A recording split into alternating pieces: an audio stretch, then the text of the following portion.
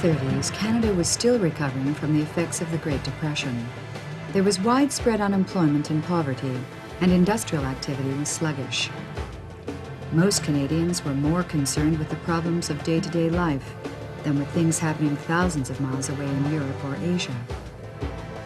Canadians had little enthusiasm for the troubles of Europe. The memory of the First World War was still fresh, and no one wanted to get tangled in another European bloodbath.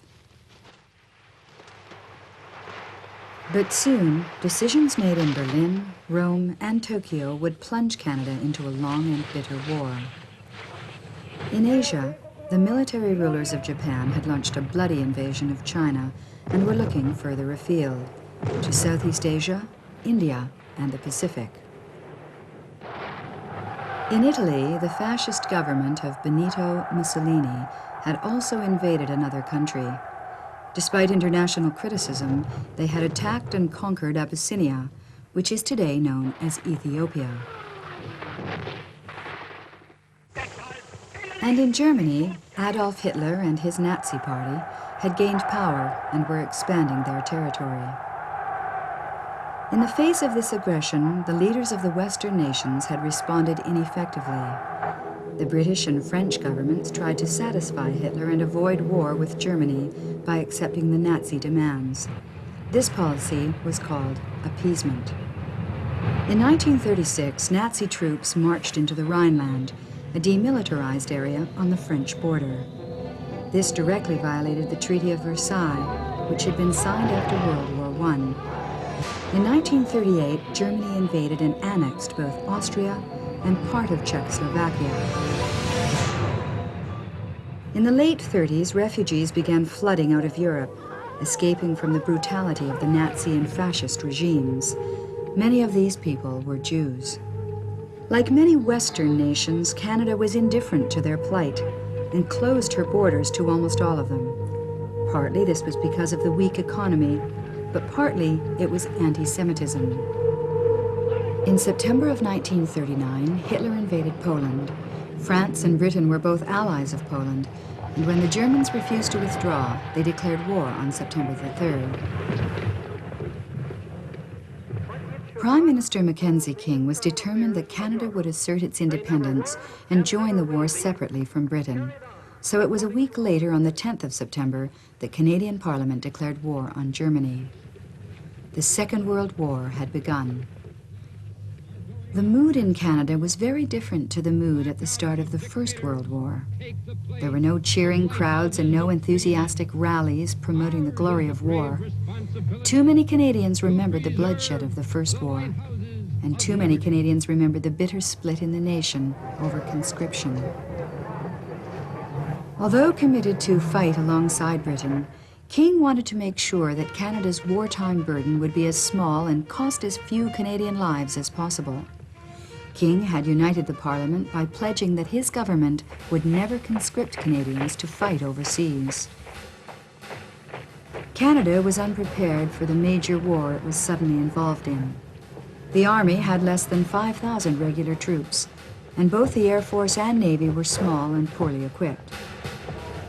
But despite the small size of the forces and the subdued mood of the country, men and women enlisted in thousands right from the start.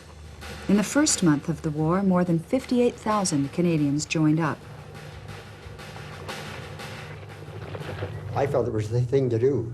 Everybody else was doing it, and I had no reason not to. I wasn't married. I didn't have any particular ties. So it was the thing to do, and I realized in those days that if you didn't, unless you had a good reason for it, you were looked down upon. There was very little thought went into this whole experience. Very little awareness of the war. There was some fighting going on. Canadians were going to have to join in, and I chose the Air Force. I was going because it was a thing to do. And that's what I'm afraid most people go to war for. It's a thing to do. I knew that this awful man had to be stopped, but really I was rallying around the flag. In December of 1939, the 1st Canadian Division of 10,000 men sailed for Britain. The same month, Britain asked Canada to host an extensive training scheme for air forces of the whole Commonwealth. Mackenzie King was delighted. Here was a way to contribute to the war cheaply and at the cost of few Canadian lives.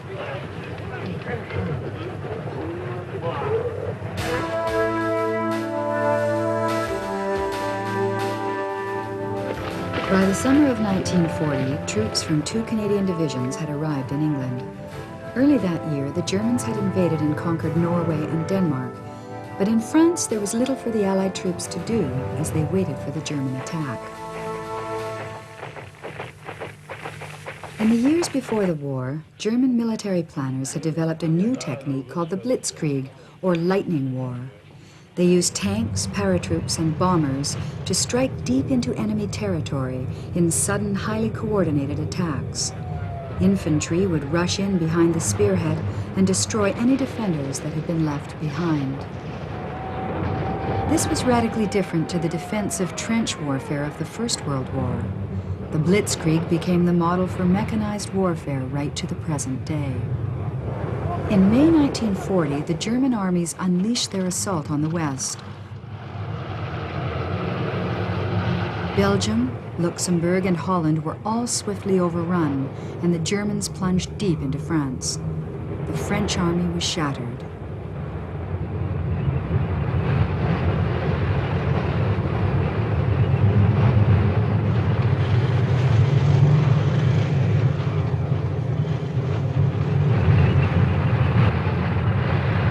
At the port of Dunkirk, 350,000 soldiers, mostly British, had to be evacuated across the Channel to Britain. They left behind almost all of their equipment. More importantly, they were driven from the European mainland. Shortly after, France surrendered. In 5 weeks of fighting, the Germans had won more than they had in 5 years in the First World War. For the Allies, the suddenness of the fall of France in 1940 was a profound shock. With France occupied, Canada became Britain's most powerful ally. In fact, the Canadian divisions were among the few intact fighting units left to defend Britain after the disaster of Dunkirk. In such desperate times, the Canadian government abandoned the idea of a limited war. The whole society was to be put on a war footing. The government even started conscripting men for home defense duties, but not for overseas service. At the outbreak of war, Canada's industries were still suffering from the Depression. C.D. Howe was appointed Minister of Munitions and Supply and became the driving force behind Canada's rapid industrial expansion. He sailed to Britain and, surviving a torpedo attack on his ship, returned home with massive orders for food, weapons, trucks, and just about anything else Canada could produce. Canadian factories expanded and installed modern equipment. Thousands of men and women were employed. Salaries rose swiftly. Canadian factories began to produce all kinds of equipment: warships, transport vessels, fighter and bomber aircraft, tanks, guns, and hundreds of thousands of trucks. Of course, all this had to be paid for somehow. Britain could not afford to pay for everything it bought, and Canada itself lacked the reserves to pay for the material it in turn was buying from the U.S. Some money-raising ideas from the First World War were used again, such as war bonds, war saving stamps, and increasing income taxes. Canada also financed much of what Britain bought from her and signed an extensive agreement with the Americans known as Lend-Lease. Our armed forces grew quickly. The Army numbered more than 500,000 by the end of the war. Starting with 6 destroyers and a few dozen aircraft, Canada ended the war with the world's 3rd largest Navy and 4th largest Allied Air Force.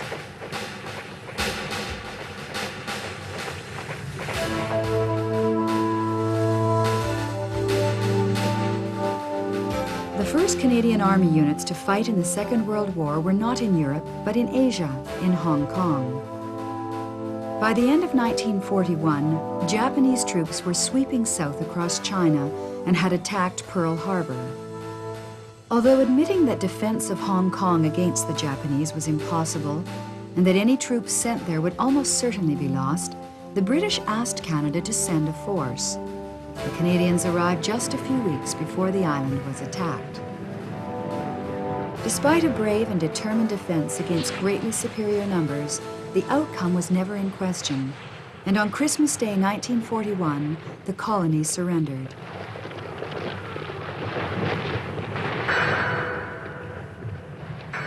The Canadian survivors spent the rest of the war in harsh Japanese prison camps. Of the 2,000 Canadians who sailed to Hong Kong, more than a quarter never returned. Back in Europe, Canadian aircrews had fought with distinction against the German Luftwaffe in the Battle of Britain in 1940. And the Canadian Navy and Merchant Marine were engaged in the long and desperate struggle against German submarines in the Atlantic. But while other Commonwealth troops had seen extensive fighting in North Africa and the Mediterranean, the Canadian Army had to wait in Britain, constantly training. By 1942, Nazi control of Europe was at its greatest extent, stretching from Stalingrad in Russia to Norway on the Arctic Circle. Italian and German troops had almost overrun North Africa, and in the Atlantic, U-boats were sinking ships faster than they could be replaced. These were the darkest days for the Allies. The war was going badly. The Western Allies were under pressure from the Soviet Union to mount an attack in the West. The German invasion of Russia in 1941 had led to warfare on a scale which dwarfed the fighting on the Western Front. The savagery and brutality of that war was costing the lives of millions of Soviet people. So it's not surprising they were looking to the Allies to help by opening a second front. The Allies weren't ready yet to invade Europe, but the Allied command decided to launch a major raid on the French coast. It was intended to test invasion techniques and to draw German forces away from the Russian front. 6,000 troops were to take part, including 5,000 Canadians. The target was a small coastal town named Dieppe. On the morning of August 19th, the landing craft went in. The Germans were alerted to the attack. With neither surprise nor darkness to help them, the raid rapidly became a bloody shambles. Troops who were landed on the shore found no shelter from the intense enemy fire, and few of the tanks that made it to the beach got as far as the town. The landing craft made brave attempts to rescue the soldiers trapped on the beach, but many men were left behind.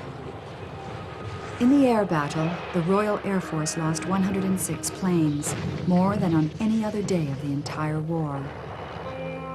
Less than half of the 5,000 Canadians made it back to England. In one day, 2,000 Canadians were taken prisoner. 907 Canadians died on the beaches of Dieppe that morning. We were stationed right on the coastline of England, at a place called Denton, a little town called Denton, a little seaport, where a tremendous number of them left for Dieppe.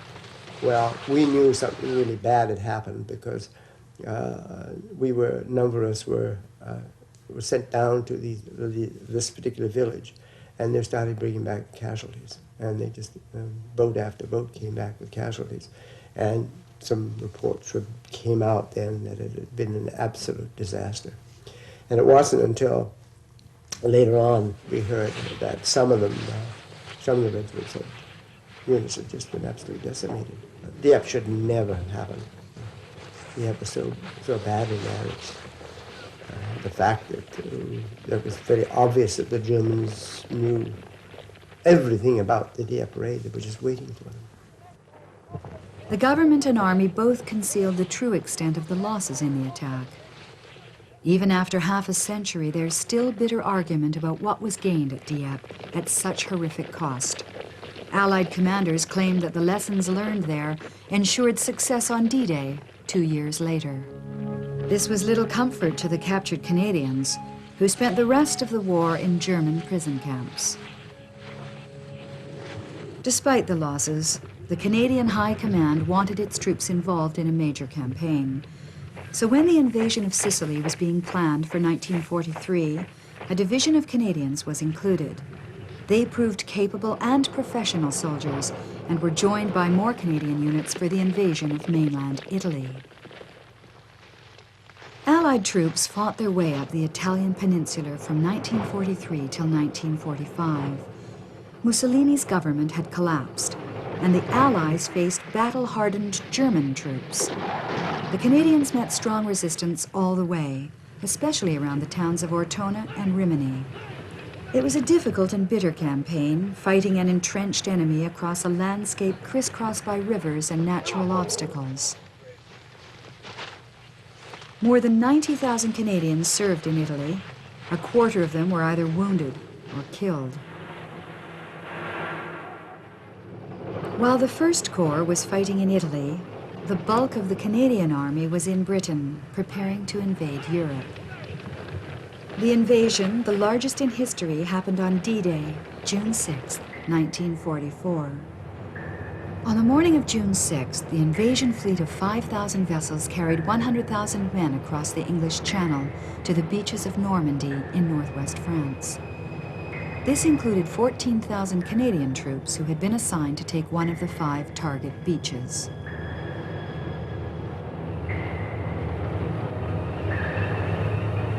We were the first wave, which was scary in itself, knowing there was nothing in front of us. We landed just as it was getting light. It was really quite light.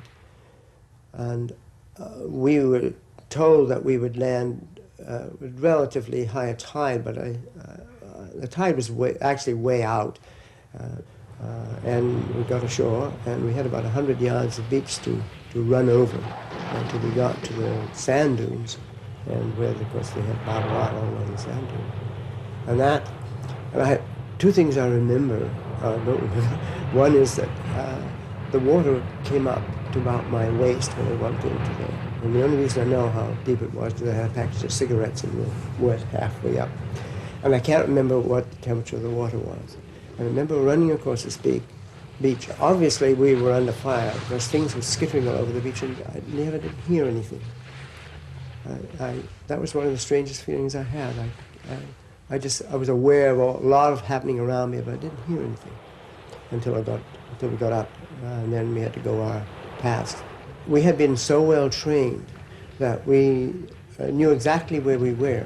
There was a little bit of a chateau close to the beach. And that was to be our first objective, to go in and make sure the chateau was cleaned out. I think the evidence about how surprised the Germans must have been, the breakfast, which was still warm for the German officers in the chateau, was still on the table. And they weren't there, they had gone, they'd all pulled back. And then we just head right straight in there. We had a few little dicey situations on the way. The Allies secured their beachheads and after heavy fighting drove the Germans back from the coast. The Canadian Corps then turned north, given the job of fighting up towards Holland and Belgium. Well, I was wounded after a short while. I came back to the hospital. I went back again, and then I was wounded again by just being shot by a German. You very seldom see who you're fighting even. The second time we did see them, and we were advancing over open ground, and I was again shot a couple of times. That was it. I didn't hate the Germans or anything like that, and I haven't hated them since. I have, in a sense, no right to. They were doing their job. I was doing ours.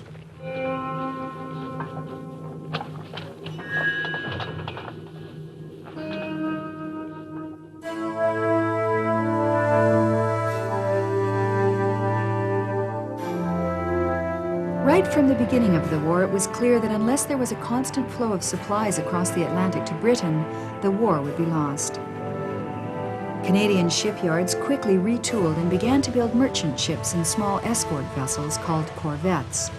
They were intended to sail with convoys to protect them from submarines. The Navy had no shortage of willing crew. It was more glamorous than the Army, without the long training the Air Force needed. In addition, it seemed to the politicians that a strong Navy and Air Force would be a way of providing an effective fighting contribution without having to suffer great casualties. If losses could be kept low, then there would be no need for conscription. The government decided to choose quantity rather than quality, putting as many ships to sea as possible, rather than having fewer well-trained, sophisticated vessels. This meant their enemies had a superiority in both technology and training. As a result of this policy, the German submarines inflicted heavy losses on Canadian convoys. Operating in teams called wolf packs, the submarines sent hundreds of ships and thousands of sailors to the bottom of the sea. In 1942, they even attacked ships in the St. Lawrence River. The Allies were losing the Battle of the Atlantic, and with it, the war. I used to be appalled at the thought of submarine crews. But then I was also appalled at the thought of the merchant men and the merchant navy on that North Atlantic run, with, in the darkness, ships being blown up, and fellows working down in the stokehold, wondering whether a torpedo would come through the side of their ship, being able to continue their work, but hearing the explosions and knowing what was going on in the darkness in the Atlantic. That, to me, represented an incredible bravery. Unbelievable. Clearly, something had to be done.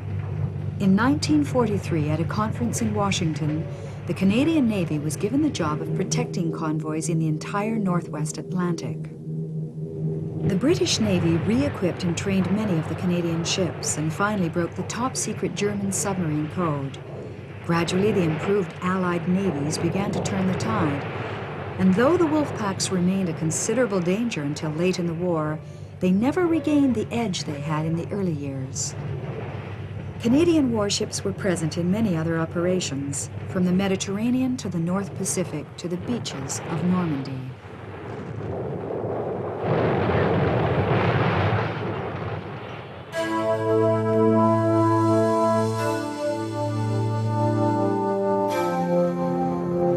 With friendly skies and lots of room, Canada was an ideal place to train pilots and aircrew. At the beginning of the war, the Commonwealth Air Training Plan was set up here, bringing thousands of people from all over the world to learn about air warfare. Initially, most of the graduates entered the RAF rather than the Canadian Air Force, and even by the end of the war, only 40% of Canadian aircrew were in Canadian squadrons.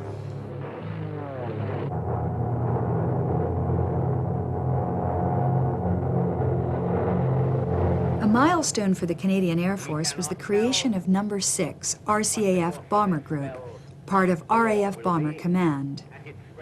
By the end of the war, it had grown to 14 squadrons. Flying mostly Halifax and Lancaster heavy bombers, many of them built in Canada, their job was to fly nighttime bombing missions to targets deep in the heart of Germany. The bombing was meant to destroy military and industrial targets, but in fact the bombing campaign had little effect on German war production. It did reduce major German cities to ruins. Allied air raids killed almost 2 million German civilians. At the time and since the war, there's been debate about whether the slaughter was justified. The bomber crews themselves were in extreme danger.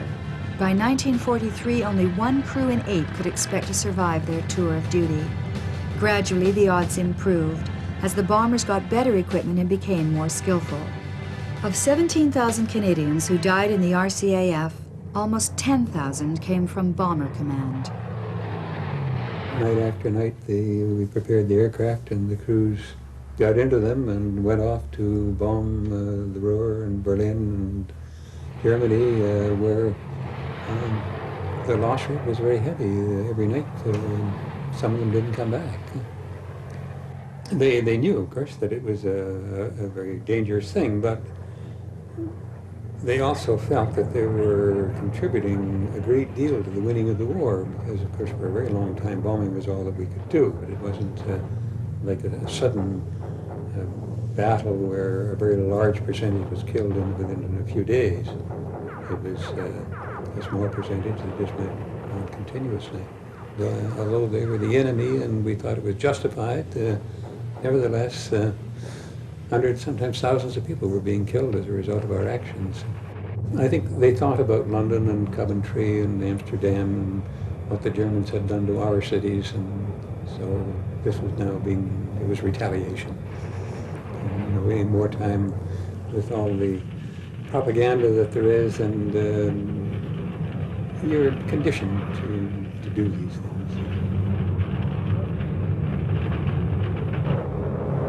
The RCAF flew in every theater of war. They hunted submarines far out over the North Atlantic, attacked the Japanese in the Aleutian Islands, dropped supplies in Burma, and fought in the desperate air battle over Malta. They flew fighters, bombers, transports, and naval aircraft.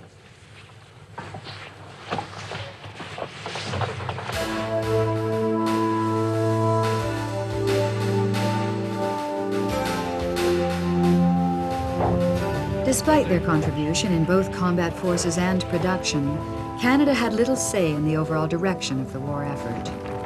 The British and Americans made all the major decisions, and, like other members of the Commonwealth, Canada had to go along with them.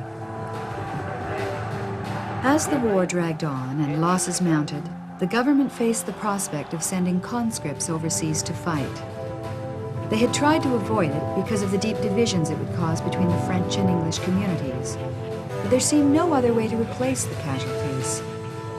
In 1942, the government held a referendum asking to be released from its no conscription pledge. English Canada voted 4-1 in favor of releasing the government. In Quebec, the